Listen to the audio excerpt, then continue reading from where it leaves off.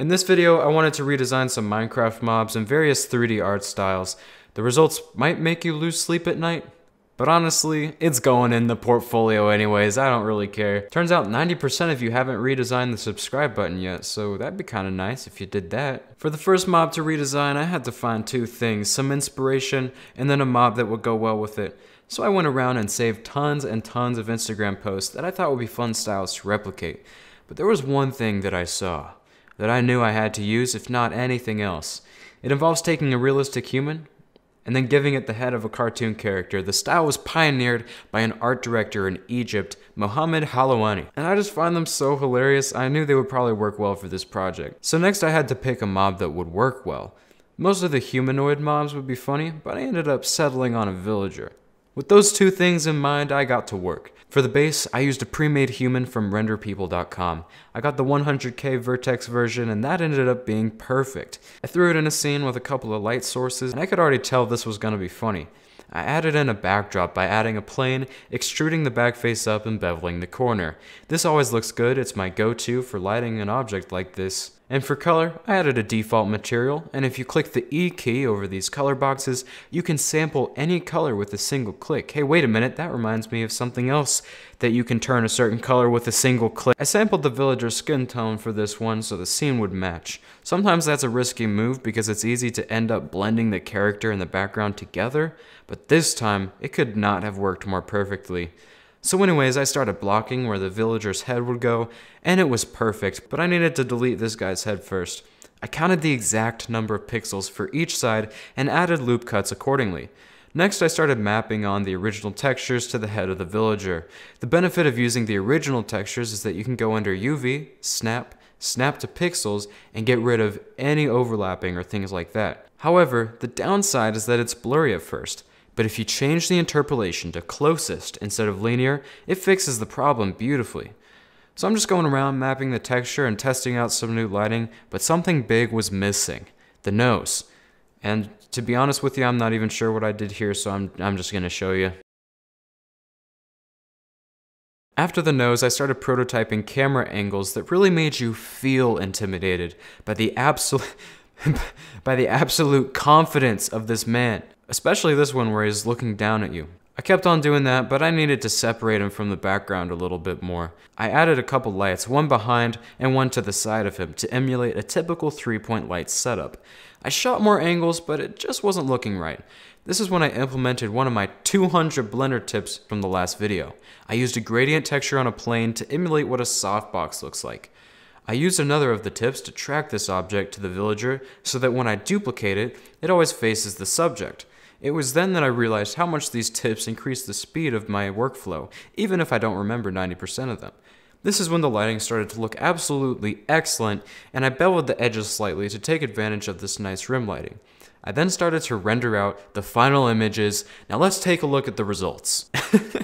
Yeah, this is nice. I love how dramatic this one is.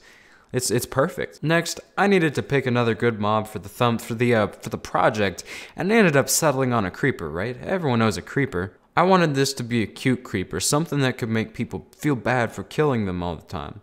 I think I succeeded, but it ended up as a cursed image either way. For reference, I found this fun render of Gumball and Darwin, and then I literally searched cute creeper.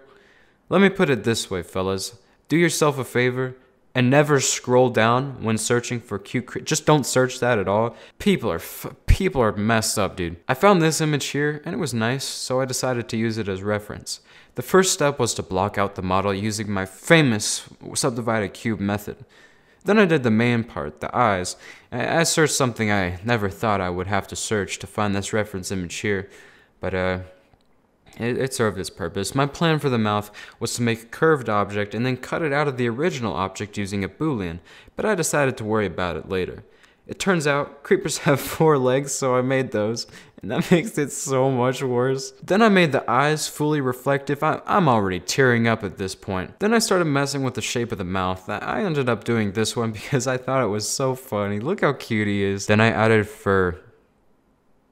I knew it was too good not to use, but man do I wish I didn't think of that. I added interpolated children to the hairs so it didn't look too spaced out, and that's pretty much what I did with the fur. I then brought the mouth back in. Oh my! I ended up separating it as an entirely new object and removed the hair simulation from it. I mean, that's not too bad, right? I wanted him to hold a sign originally like the background does, but I was gonna post this and I needed it to be somewhat original, right? So I didn't end up using that. But I used curves for the arms and merged them with the body using a union modifier so the simulation would carry over. Then I started trying to make his little picket sign, but it didn't look on brand. I thought, what if it was a toothpick? So it turns out there's a difference between creativity and creative genius, like what that idea was. I'm just kidding, it was a really dumb idea. Because then it hit me, what if there were 7 of them? The people aren't actually ready for this level of groundbreaking creativity yet, so I decided not to do that one.